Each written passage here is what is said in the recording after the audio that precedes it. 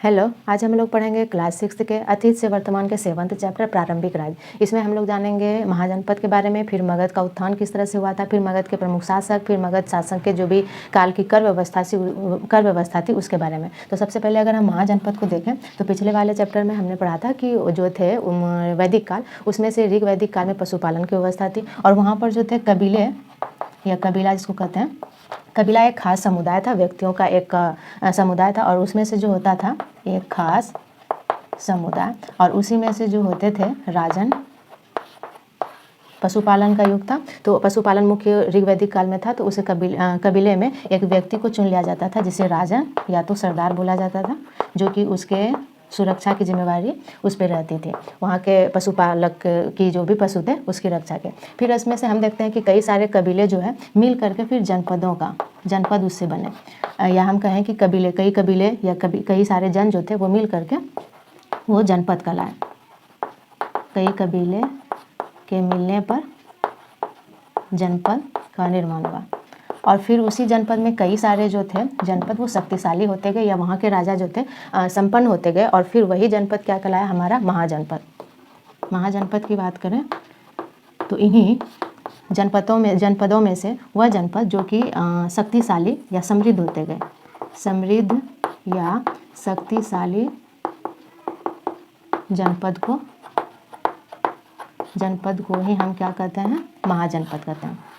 अलग अलग धर्मों में या ग्रंथों में महाजनपदों की संख्या बताई गई है, जैसे कि बौद्ध धर्म है, बौद्ध धर्म कई सारे धर्म ग्रंथों में जो उस समय के महाजनपद की संख्या बताई गई है वो करीब 16 है और उसमें से सबसे मुख्य अगर महाजनपद की बात करें तो हम मगध का इसमें इस चैप्टर में उल्लेख देखते हैं। मगध जो था एक हमारा जो अभी वर्तमान समय में पटना और मगध क्षेत्र है उसी के अंतर्गत वो आता था, वो ये महाजनपद, उसके बारे में देखते हैं।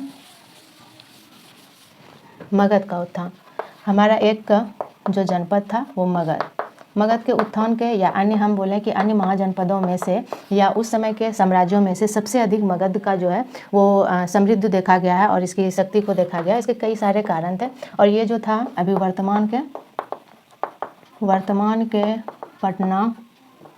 पटना और मगध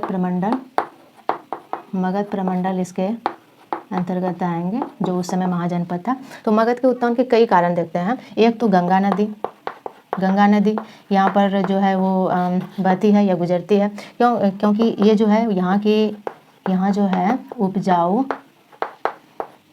भूमि जो है उत्पन्न करती थी, या यहाँ जो था गंगा नदी के कारण वो उत्पादन या उपजा जो भी भूमि में उपज किया जाता था वो काफ़ी अधिक मात्रा में होते थे। दूसरा, गंगा नदी के प्रभाव से इस क्षेत्र के शक्तिशाली होने का कारण है व्यापार, क्योंकि गंगा नदी जो है वो परिवहन का जल मार्ग द्वारा परिवहन का कार्य होता था, क्योंकि गंगा नदी जल के द्वारा दूसरे क्षेत्रों से इस राज्य को जो है व्यापार करने में मदद करती थी। तो इस तरह से गंगा नदी के हम देखते हैं, ये कारण एक है गंगा नदी का वहाँ पर होना। दूसरा है इसके जंगलों में यहाँ के जंगलों में हाथी की प्रचुरता, हाथी की संख्या अधिक होना। मगध के क्षेत्रों में हाथी की संख्या जंगलों में काफ़ी अधिक थी, जो यहाँ के राजा को या शासन को समृद्ध बनाने का काम करती थी। उस समय युद्ध में वो जो थे बड़ी संख्या में हाथी का उपयोग करते थे, जो कि उसे शक्तिशाली बनाने का काम करता था।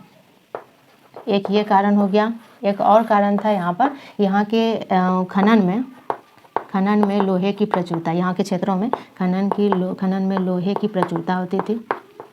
लोहा धातु का यहाँ पर काफ़ी अधिक मात्रा में यहाँ प्राप्त किया जाता था, जिस कारण कि औजार यहाँ पर निर्मित होते थे। औजारों का कोई अभाव नहीं होता था और जो किसी भी शासक को उस समय काफ़ी जो है अपने राज्य को शक्तिशाली बनाने में मददगार करता था।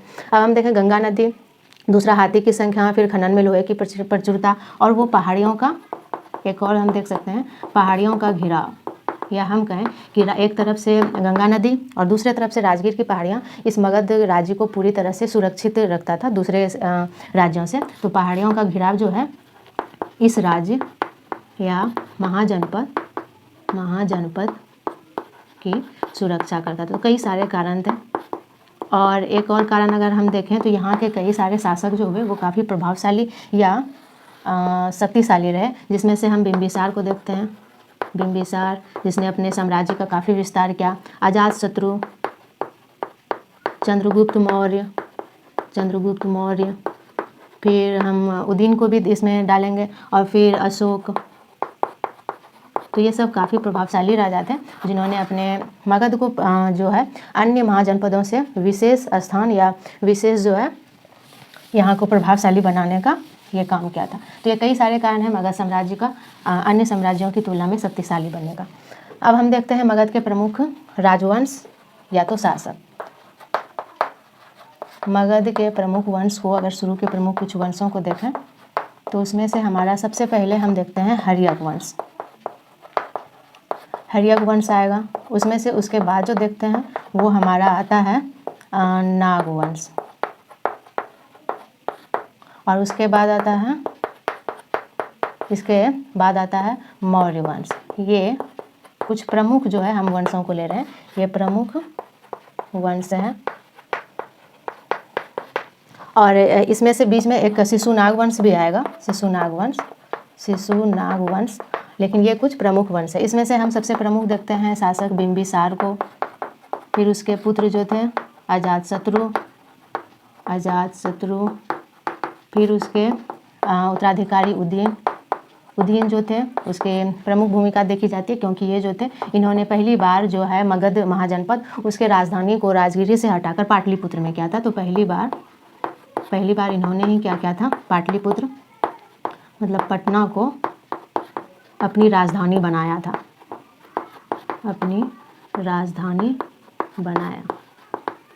उदयन ने। अब हम नागवंश में देखें, शिशुनाग वंश के बाद इसके बीच में शिशुनाग वंश को हटा करके ही नागवंश के जो है वो एक प्रमुख वंश के तौर पे हम देख सकते हैं नागवंश। इसमें से प्रथम जो थे महापद्मनंद,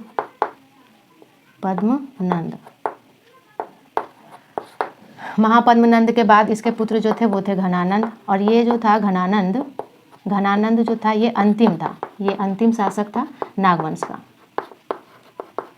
और चंद्रगुप्त मौर्य जिसने एक सबसे बड़े साम्राज्य या सबसे बड़े वंश को जो स्थापित किया वो थे चंद्रगुप्त मौर्य, और इन्होंने जो है घनानंद को ही हराकर या इस पे विजय पा करके ये किया था। चंद्रगुप्त मौर्य के बाद अगर इस मौर्य वंश के शासक को देखें तो आता है बिंदुसार, और बिंदुसार के बाद एक प्रमुख शासक आता है महान अशोक। तो इस तरह से मौर्य वंश के जो संस्थापक थे वो चंद्रगुप्त मौर्य थे, और उसके पुत्र जो थे बिंदुसार थे, और उसके पुत्र जो थे वो अशोक थे। इस तरह से हमने मगध के प्रमुख वंशों को जाना। अब हम जानते हैं मगध शासन काल की कर व्यवस्था। मगध शासन काल जो है वो काफ़ी समृद्ध रही, और उसके जो है राजस्व जो कि वहाँ के शासक या राज्य के जो भी होते हैं शासन करने वाले, उसका प्रमुख जो आय होता है वो उसको हम राजस्व कहते हैं। तो उसके प्रमुख मगध शासन काल की कर व्यवस्था को देखते हैं। मगध शासन की काल की कर व्यवस्था को देखें मगध शासन काल की, तो अन्य जो है अलग अलग जो थे वो निश्चित हो चुके थे एक निश्चित मात्रा में और निश्चित अवधि में, या हम कहें कि पहले जो उपहार था, उपहार के तौर पे या नजराने के तौर पे जो कर दिए जाते थे राजा को, अब वो क्या हो गया था कि निश्चित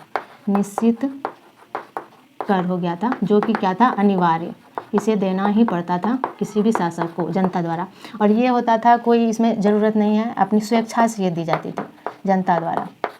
उसे हम उपहार या नजराना बोलते थे। और किसी भी शासक काल के आने के बाद वो जो था कर, वो निश्चित कर हो गया, जो कि राजा द्वारा जो था निर्धारित कर दिया जाता था, वो निश्चित मात्रा में राजा को देना पड़ता था जनता द्वारा। तो हम इसमें मगध शासक काल के अधिकतर वंशों के काल में हम देखते हैं कि जो था भू राजस्व जो था वो सबसे प्रमुख भूमिका निभाता था कर में। भू राजस्व भूमि से मिलने वाला, भूमि या जिसे कहें हम किसान से जो लिया जाता था कर, भूमि या किसान से मिला कर, उसे भू राजस्व हम कहते हैं। और भू राजस्व में देखें कि भू राजस्व जो था मगध शासन काल में वो 16वां हिस्सा लिया जाता था। जो भी उपज होता था, उपज का प्रायः देखा गया है कि 16वां भाग कर के रूप